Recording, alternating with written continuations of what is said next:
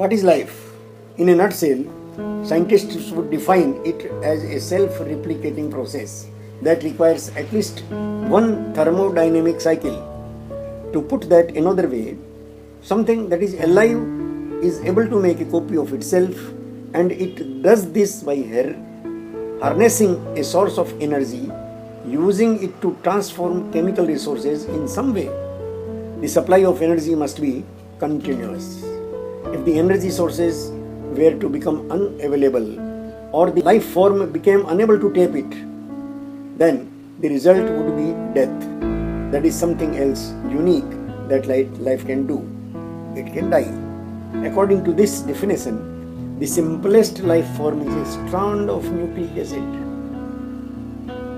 something like RNA. This chemical is able to use its own molecule as a template for a copy of itself. However, such a life is incredibly precocious, and over billions of years of evolution, a multitude of life forms have developed abilities that ensure survival. These abilities are set out in genes, and they govern the success or failure of a life. To understand life, one must begin with genetics. Now, we shall detail this chapter. We shall put a commentary of this chapter. Now, I would like to speak in Hindi. नमस्कार मित्रों, पुनः आज 21 अगस्त का ये दूसरा सत्र हम genetics में फीडिंग प्रोसेस पर चर्चा कर रहे थे। विज्ञान अब तक जो फीडिंग प्रोसेस है उसका पर्पज 2 आयामों में बताता है। एक तो प्रत्येक जैविक इकाई को जो रासायनिक प्रक्रियाएं करते रहने के लिए आवश्यक है, उसके लिए उसको खुराक चाहिए, वो खुराक प्राप्त करने के लिए। और दूसरा, अपने भीतर जो एनाबोलिज्म, कैटाबोलिज्म, मेटाबॉलिज्म, चयापचय की प्रक्रिया, बनने और टूटने की प्रक्रिया, अपने शरीर को, अपने आप को बनाए रखने और संपोषित करने की जो प्रक्रिया है, उस सब से जुड़ा है। मतलब सेल के भीतर जितनी प्रक्रियाएं चलती है, विज्ञान के अनुसार सेल सिर्फ अपने लिए करता है, और अपने लिए इतनी सारी जटिल प्रक्रियाएं एक सेल के भीतर चलती हैं, जिसमें दोस्त फैक्टर्स हैं, दुश्मन फैक्टर्स हैं, भीतर ही भीतर, सेल के भीतर। उन सब में विज्ञान ने और एक इनबिल्ट संघर्ष की प्रक्रिया को अनजाने में मानव तक पहुंचा दिया, और मानव ने ऐसा मान लिया कि जीवन एक निरंतर संघर्ष की कहानी है। ये यात्रा संघर्षों से भरी हुई है, जबकि बहुत स्पष्टतया वहीं दिखता है कि सेल अपने से बड़ी इकाई की खुराक बन रहा है। सेल का सारा अस्तित्व शरीर को बनाए रखने के अर्थ में है।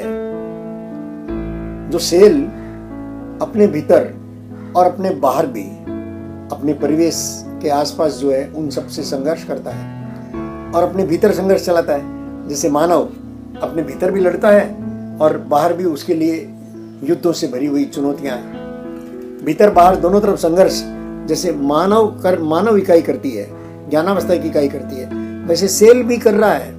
पर यह संघर्ष सेल के लिए अपने से बड़ी इकाई के लिए है। सेल स्वयं मिटता रहता है शरीर को बनाए रखने के लिए।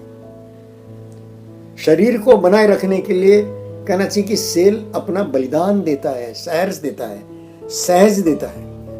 हर सेल देता है, हम विज्ञान यहाँ चूक गया।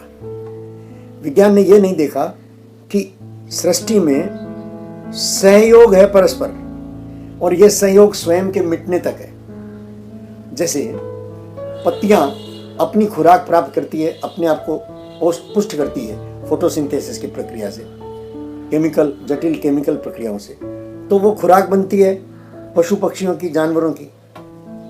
पेड़ों में जो फल लगते हैं वो अपने आप को बहुत संघर्ष करके पकाते हैं, अपने आप को मीठा बनाते हैं और मानवों का भोजन बनते हैं, हमारे काम आते हैं। इस जगत में, इस सृष्टि में कोई भी जड़ चेतन इकाई नहीं है जो दूसरों के लिए न बनी हो, जो अपने से बड़ी इकाई के काम न आती हो।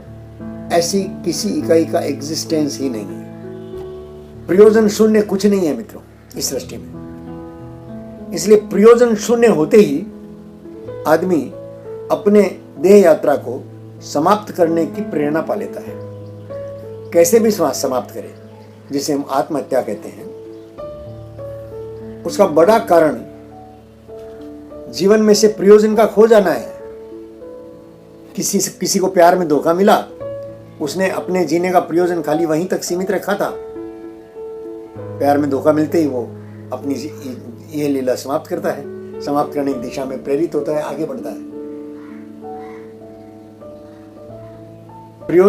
प्रयोजन अपेक्षित है मित्रों, प्रयोजन मुख्य है। परस्पर पूरकता प्रयोजन का एक बड़ा सूत्र है। अपने आप को बचाए रखना, हाँ ये है, लेकिन उससे बड़ा प्रयोजन है मैं अपने से बड़ी इकाई के काम आ जाऊं। इसलिए आदमी ने अपने से बड़ी इकाइयां, स्वयं से बड़ा देश, स्वयं से बड़ा धर्म, और देश और धर्म के लिए सहर्ष व्यक्ति हंसते हंसते अपने प्राण देता है। ये जो जिहादी हैं, ये जो बलिदानी हैं, इन सब की यही कहानी है। जिहादी कहें या बलिदानी कहें, अलग अलग मत पंथों के अनुसार अलग अलग शब्द बन गए मित्रों। मूल बात इस सब के पीछे इतनी सी है कि प्रयोजन शून्य कोई भी जीना नहीं चाहता, कोई इकाई जीना नहीं चाहती। इस एक बात के बोध न होने के कारण मानव का सारा जो क्रम बन गया है जीने का, वो ये मानकर बन गया है कि जीवन एक संघर्ष है। इसलिए वो लड़ता है, बाहर लड़ता है, भीतर भी लड़ता है, निरंतर लड़ता है। अगर ये दिख जाए कि जीवन में परस्पर पूरकता है, हर इकाई दूसरे के लिए काम कर रही है, हर इकाई दूसरे के लिए हर्षपूर्वक स्वयं को समाप्त करती है। फूल अपनी सुगंध बिखेरते हैं, पत्तियां अपनी सुंदरता से लहराती है, हवाएं चलती है, सूरज निकलता है, पानी बरसता है, सब दूसरों के लिए। हालांकि मोरल साइंस में बचपन में ये पढ़ाया जाता था, आजकल तो है कि नहीं मुझे पता नहीं है नहीं होगा, हट गया होगा। पहले हम जब पढ़ते थे तो पढ़ाया जाता था कि ये सब फल जो है वो पेड़ दूसरों के लिए जीता है, नदियाँ दूसरों के लिए जीती है, मानव भी दूसरों के लिए जिए, तो मानवता के लिए जिए तो बाकी सारे बात आ जाएगी। मानवता को प्राप्त करने के लिए जिए। मानव देह में पशु और दानव की यात्राएं चल रही है मित्रों। या तो पशु की तरह जी रहे हैं दूसरों के गुलाम बनकर, या दानव की तरह दूसरों का शोषण करके, दूसरों को अपना गुलाम बना करके, दूसरों का खून चूस कर। हमारी सारी व्यवस्थाएं उसी प्रकार बन गई है। ये जो जितनी आपदाएं दिखती हैं उनमें ज्यादातर तो मानव निर्मित है मित्रों।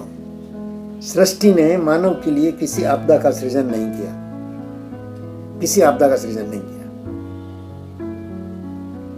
जिन्हें हम प्राकृतिक प्रकोप कहते हैं, उन सारे प्राकृतिक प्रकोपों के पीछे मानव का अज्ञान काम करता है, भ्रम काम करता है।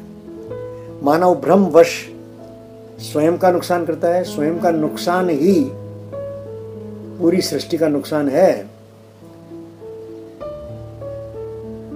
पूरी सृष्टि के लिए समस्या बना है मानव। हाँ, क्योंकि पहले अपने आप के लिए समस्या है मानव।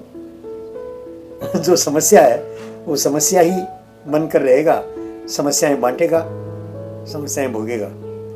हमने अपने आसपास एक बड़ा तंत्र बना लिया है समस्याओं के लेन देन का, दुखों के लेन देन का। हम दुख पाते हैं और दुख देते हैं। ये कहानी, इसका अंत होना चाहिए मित्रों। हम जेनेटिक्स की सारी पढ़ाई इस भाव से कर रहे हैं। हम वो सूत्र देख रहे हैं जीन की प्रत्येक प्रक्रिया में, सेल की प्रत्येक प्रक्रिया में, डीएनए की प्रत्येक प्रक्रिया में, छोटी से लेकर बड़ी तक सारे सृष्टि की प्रक्रियाएं जो है वो उसी नियम से चलती है जो नियम आदमी ने विसार दिया। विज्ञान ने बड़ा उपकार किया है मित्रों कि ये सब हमको सहज दिया।